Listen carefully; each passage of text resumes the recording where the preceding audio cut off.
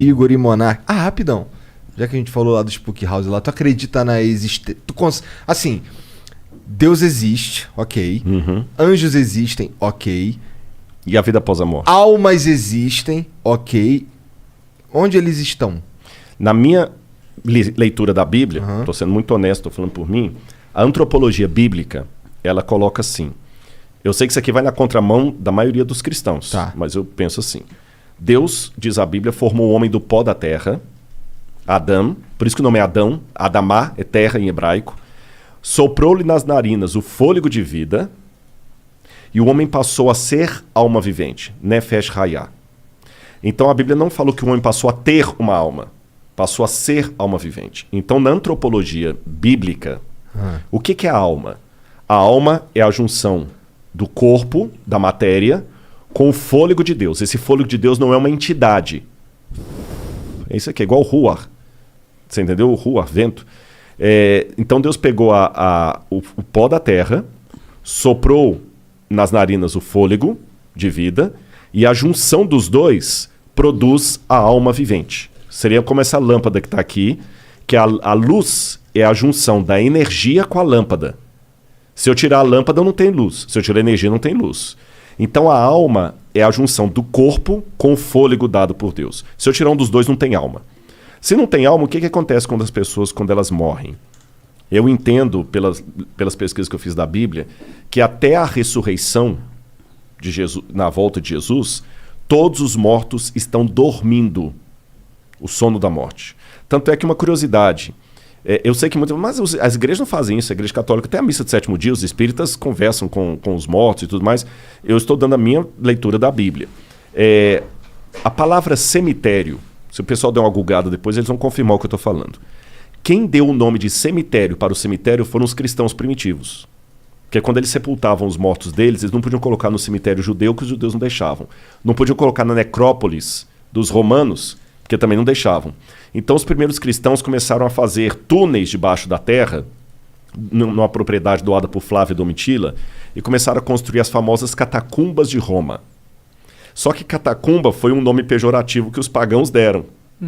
Aí os cristãos resolveram não chamar o lugar dos mortos de catacumba, mas de coemiterion.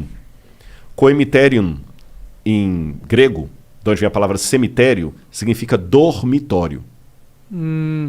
Então, se os cristãos chamaram o lugar dos mortos de dormitório, que essa era a crença deles, o próprio credo apostólico, que é um dos mais antigos e é rezado em muitas missas católicas, creio em Deus Pai Todo-Poderoso, no final falou assim, creio na ressurreição da carne.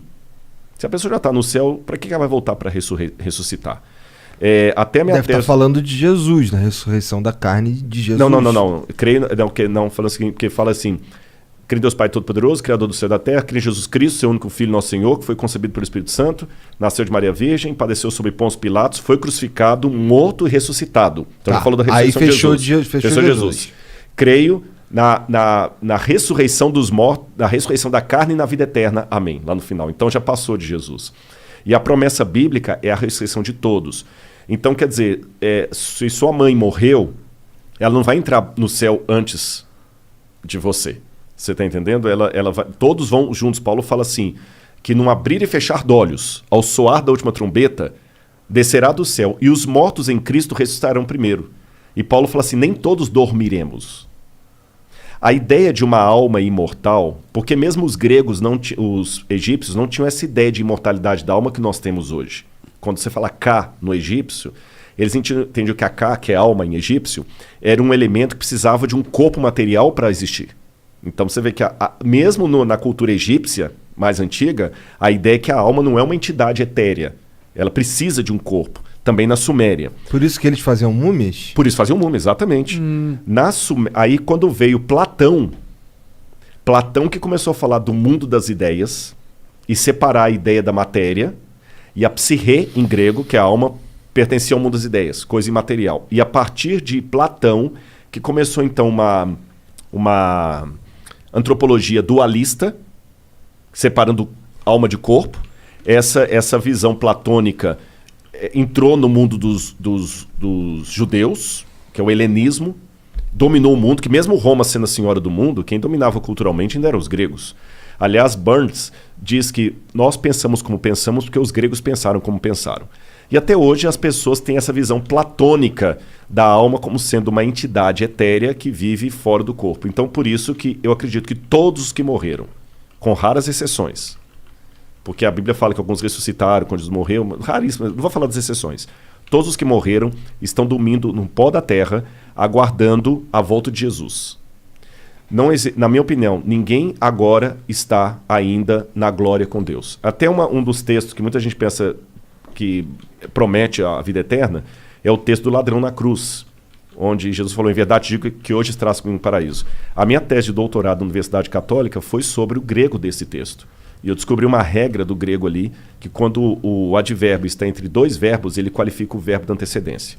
E no grego, quando diz amen soi lego, met semeron esse ento paradeiso, em verdade digo, hoje estás comigo no paraíso, não é que hoje ele iria para o paraíso. Hoje, enquanto eu te declaro isso, você vai comigo para o paraíso. Que era uma expressão idiomática do hebraico e do aramaico da época de Jesus. Estou dando um resumo assim, mas eu respeito as divergências de pensamento. Tem uma...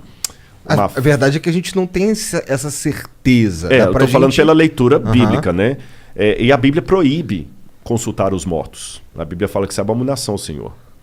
Quando Deus deu a ordem para os hebreus, falou assim, não haverá entre vocês quem consulte os mortos. Os mortos não sabem coisa nenhuma. Para eles tudo jaz no esquecimento. Não é? Agora, eu estou apresentando essa minha posição aqui, mas eu quero deixar claro uma coisa. Tem uma frase, ela já foi atribuída a Santo Agostinho, já foi atribuída a Tertuliano. É difícil saber quem que é o autor de fato dela, mas eu vou citá-la, independente do autor, que ela é muito boa. Fala o seguinte, no essencial, unidade. No não essencial, diversidade. Em tudo, caridade. É assim que eu lido com a minha teologia. Tem coisas para mim que são essenciais, não está na mesa de discussão.